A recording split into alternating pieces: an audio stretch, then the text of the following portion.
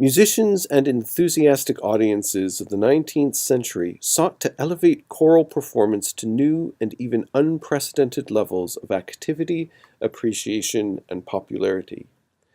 Throughout Western and Eastern Europe, and even in North America, choral singing flourished at every turn.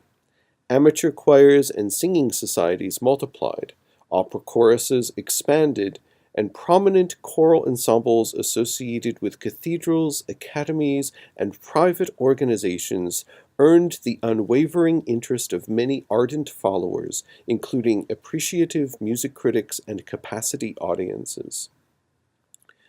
During this period, prominent choirs, which are the focus of this presentation, and by prominent, I'm referring to choirs that concertized in major venues extensively, that were reviewed in prominent newspapers and were given recording contracts, and so on.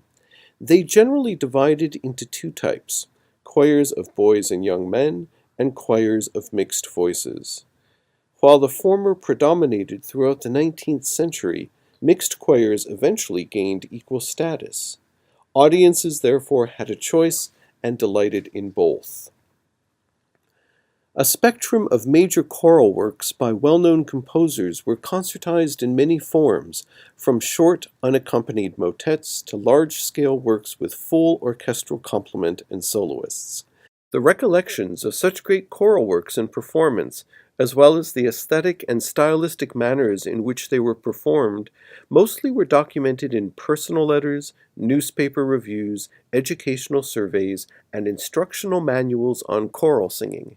Composers such as Felix Mendelssohn, Robert Schumann, and Hector Berlioz detailed in their musical comments the impactful nature of the choirs they encountered. As a result, their writings particularly inform a deeper understanding of Romantic-era choral performance practice. For example, Mendelssohn's meticulous descriptions of his visits to Rome in 1830 and 1831 to hear the Sistine Chapel Choir reveal and illuminate the unexpected practice of choral ornamentation, as well as added cadenzas, in the singing of Renaissance works or early Baroque settings written in a more or less Renaissance style. While Mendelssohn's overall impression of the Sistine Chapel Choir seemed positive, he did have certain suggestions, such as replacing the castrati with intact boys for better intonation. He also noted that, at times, in the liturgical antiphons, the, quote, top voices sometimes sound repulsively shrill, unquote. Most strikingly, however, while providing specific written musical examples in his letters, Mendelssohn described how the choir curiously applied ornaments to singing. He wrote, quote, among their oddities they retained the little ornaments and trills such as were popular at the beginning of the last century, although they could really be called practically a mistake, because all the inner voices without exception participate in these embellishments and thus occasionally produce very strange sound effects, unquote. Of the other types of ornaments he heard, Mendelssohn added that at times they are, quote, completely justified and give the whole thing a beautiful smooth tone. And if now and then very peculiar dissonances result, the effect in the music they sing is not at all bad, but they had better not do it with Johann Sebastian Bach, unquote. While discussing their heavily ornamented rendition of the Allegri Miserere, Mendelssohn pondered the following about the authenticity of those ornaments. He wrote, quote, how these embellishments have crept in, no one will say. It is maintained that they are traditional, but this I entirely disbelieve. No musical tradition can be relied on. How is it possible to carry a 5-part movement down to the present time from mere hearsay? It does not sound like it. It is evident that the embellishments have been added more recently, unquote. Mendelssohn notes again, however, that the overall effect is admirable and pleasing. In other words, while shrugging his shoulders, he nevertheless approved. While there are no known recordings of the Sistine Chapel Choir to demonstrate this extent of ornamentation, Other than some of the peculiar appoggiaturas they used that Mendelssohn also noted in his letters, the following is a brief recorded sample of the ensemble in 1902, about 70 years later, that includes Alessandro Moreschi, the last known castrato.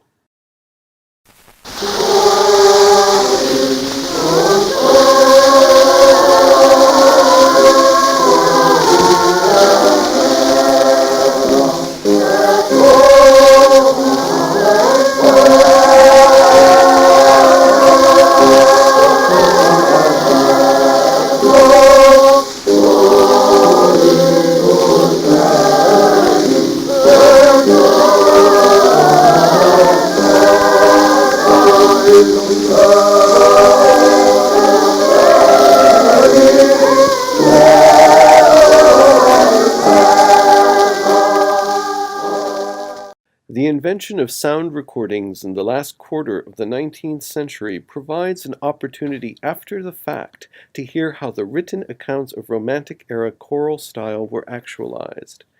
In so doing, after listening to numerous 78s of notable choir singing, three observations come to light.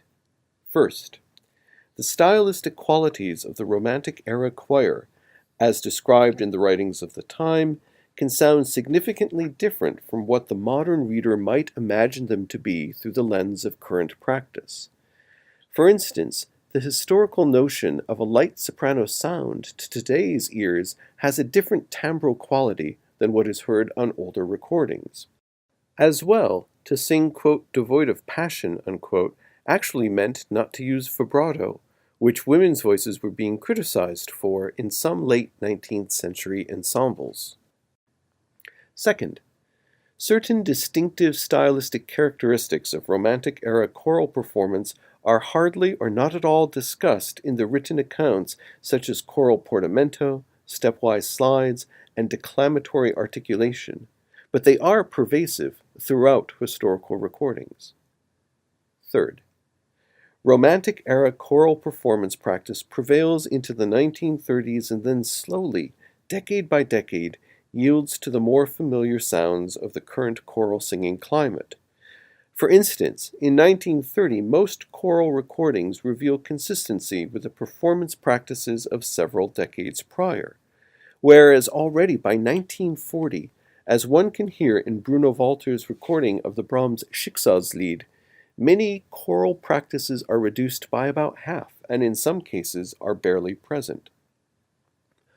All in all, it is remarkable how prevalent the predominant stylistic practices are, and the aesthetics they enable, throughout the many historical recordings surveyed for this project, and how those older choral practices disappeared and gave way to new practices cultivated after 1930 or so.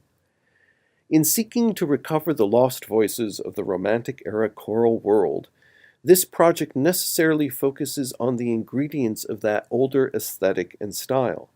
But in the end, what the recordings truly reveal is that it is not just about the ingredients themselves, perhaps a truism with any performance style, but in a mutually reliant manner how they work together in unique measurements to help express the thematic and emotional meaning of the music. Beginning the list of essential Romantic-era choral performance ingredients is the notion of distinctive timbres versus uniform tone from one voice part to the next. Current choral performance practice generally strives for overall uniformity of blended sound. The vocal parts of the ensemble may sing different pitches in different ranges, but the expectation is that all parts will form a homogeneous tone quality. In contrast, Romantic-era practice sought timbral distinction, such that each vocal part would have its own character. Alexander Nikolsky, a singer in the Moscow Sonato Choir in the late 19th century, endorsed timbral distinction in the following description. He said, quote, "In many fine choirs, the treatment of voices is entirely different. Each section is asked to deliver a highly individualized tone quality. The basses are powerful. The tenors sing with a broad and free sound. The altos are ringing and sturdy. The sopranos sound bright and full.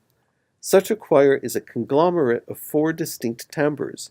It sounds colorful, rich, and at all times captivatingly forceful." Unquote. Nikolsky then mentions that timbral distinction helps bring out polyphony.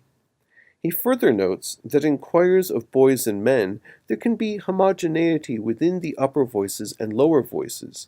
He likens sopranos and altos to first and second violins, and compares tenors and basses to cellos, clarifying that tenors are a cello's middle range and basses are the lower part.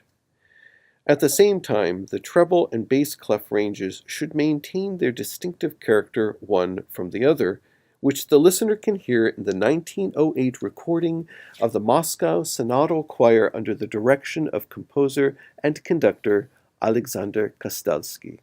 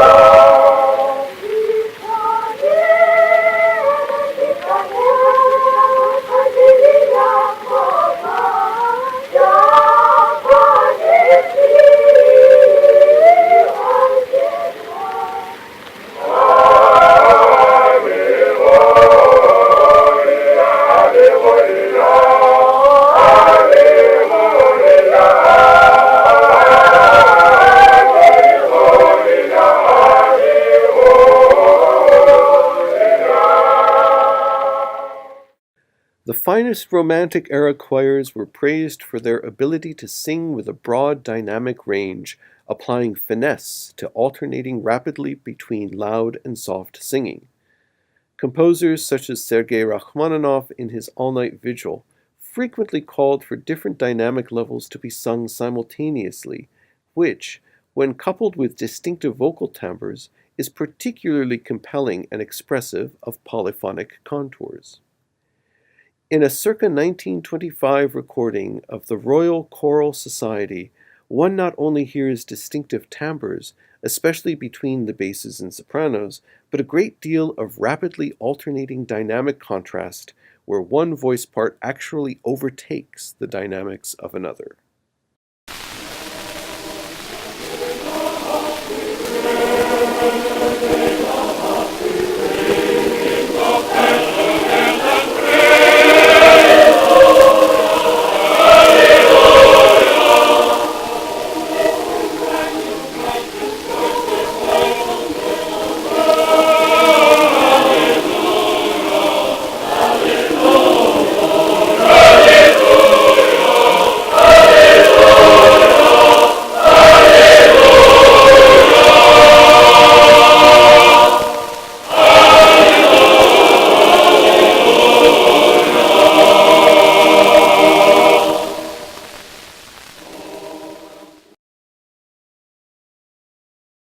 Emphatic, declamatory-like articulation prevailed in the choral singing of the time to convey an impassioned approach to the expression of the text. This often occurred at louder volumes, but occasionally at softer levels as well. In this style, each syllable is sung with equal weight regardless of whether it is emphasized or de-emphasized in spoken inflection, or whether it falls on a strong or weak beat in the measure. There also is an emphatic pressing into each syllable depending on tempo and a necessary amount of space between the notes, however little or much is needed to underscore the text. Audio samples of this choral technique are forthcoming. Another common stylistic choral practice was to vary tempo for expressive purposes, even when there was no indication to do so in the score. In contrast, Current-day choirs are generally more reluctant to alter tempo without written permission. The Mormon Tabernacle Choir's circa 1920 recording of Behold, God the Lord Passed By from Mendelssohn's Elijah provides a notable example of tempo change. Whereas the majority of choirs in current practice sing the opening declamation in the exact speed of the orchestral introduction, here the choir opens at about half tempo in a particularly emphatic and stretched manner. They then recover the original tempo in the section that follows, using a softer version of declamation-like singing, which in this specific piece is often frequently applied in current practice as well.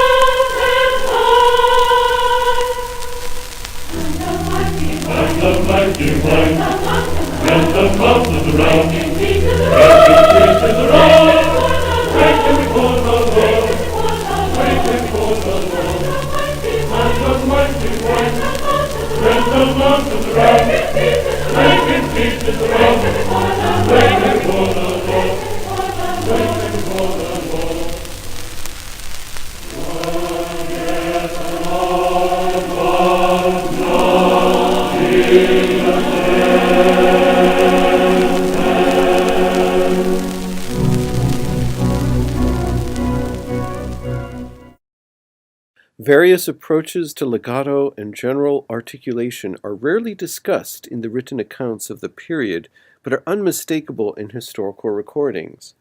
Choral portamento, stepwise slides, swelled beginnings of phrases and on other points of emphasis tend to be more noticeable in slow or moderate tempos and, as expressive devices, they help to amplify the impassioned nature of declamatory-like articulation.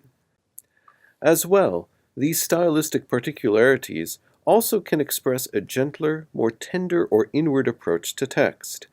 The frequency and degrees to which these stylistic features are applied depend on the more exact expressive nature of the music and the other stylistic ingredients also in use. Taking this into account, the Basilica Choir's circa 1925 recording of Anton Bruckner's Ave Maria provides a fascinating example of Romantic-era choral style. Midway through the piece, at Sancta Maria, the choir supplicates through emphatic, declamation-like articulation. Strikingly, at Ora pro nobis, or Pray for Us Sinners, the choir softens and slows down significantly without written indication somewhere around half tempo, and continues to slow down for the remainder of the phrase. Here, choral portamento, a bit of sliding between stepwise pitches, and swelled beginnings of phrases are especially apparent. In the final Pray for Us Sinners section, the tempo picks up using the aforementioned articulations at a slightly quicker pace, only to slow down even more significantly at the end of the phrase, still with noticeable portamento, followed by a gently conclusive Amen. A survey of about a dozen current-era recordings of the same work revealed the absence of any of these stylistic features, opting for a more straightforward manner of performance and relying instead on the warmth and homogeneity of choral blend as a primary expressive device.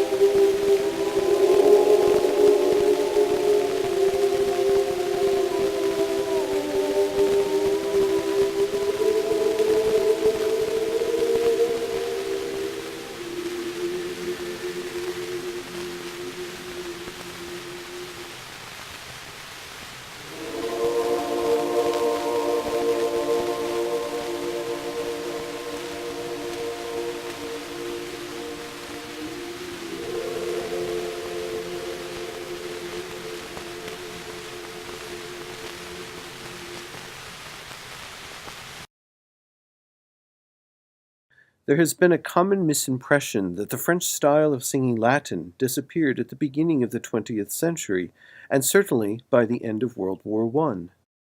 Yet thanks to this first recording of the Fauré Requiem made in 1931, led by Gustave Bray and sung by the Chœur de la Société Bach in Paris, we know that French-style Latin was still in use a third of the way into the 20th century and perhaps longer. In this excerpt from the end of the Libérame section, note the particularly French pronunciation of luceat eis, quando celi movandi sant, and dom veneris judicare seculum per ignem. Also note an abundance of portamento, stepwise slides, and swelled beginnings of phrases.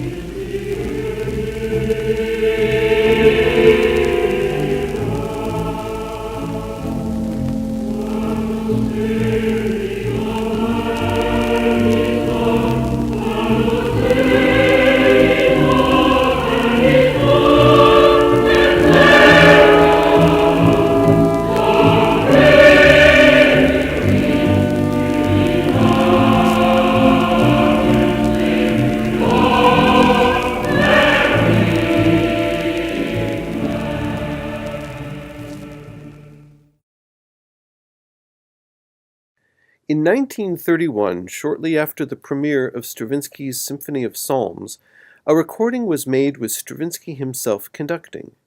A convergence of contrasting styles is not only evident in this recording, but part of its expressive and aesthetic interest.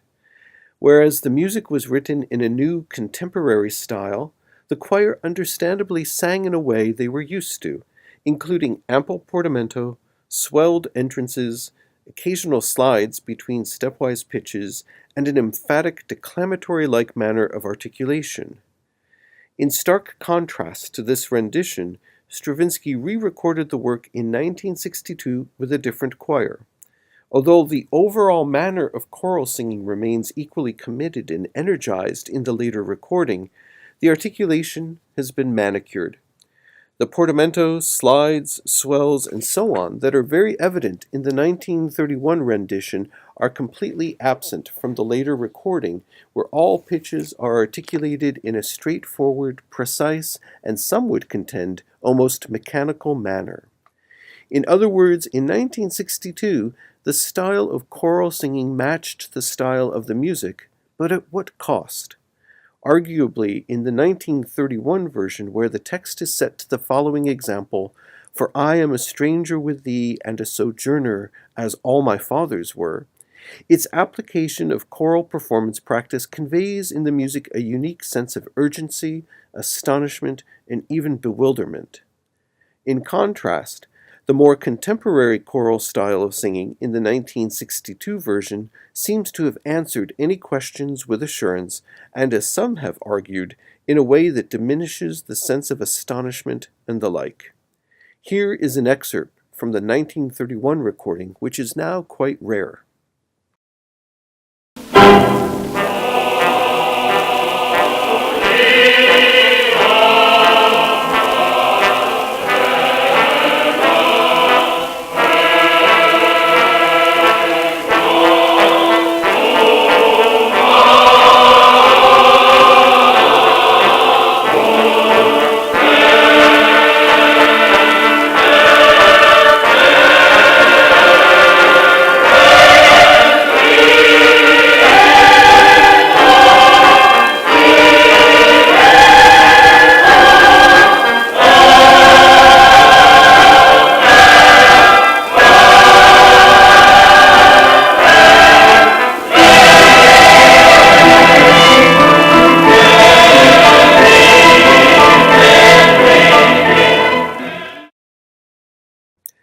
Perhaps the best summation of the Survey on Romantic Era Choral Performance and the resulting aesthetics can be conveyed in a recording that, apart from ornamentation and French diction, blends the aforementioned stylistic ingredients into a single, nuanced, and detailed expression of ethos and textual meaning.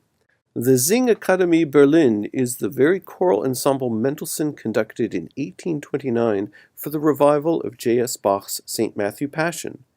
In this concluding example, essentially 100 years later in 1928, the choir sings Wie lieblich sind deine Wohnungen from the Brahms Requiem in a way that remains unembraced by current practice. Starting on the second side of the recording, among other things, the listener will immediately hear much swelling into prominent syllables, sliding among certain half and whole steps, and portamento through distinctive timbres. What follows is a section characterized by overlapping emphatic, declamation-like articulation, yielding greater passion and yearning, but still with some portamento. The passage ends with a beautifully tailored diminuendo into the final section, which is taken just a bit slower, offering one more ardent crescendo and decrescendo. Then, even more tenderly and at a still slower tempo, the movement draws to a gentle conclusion.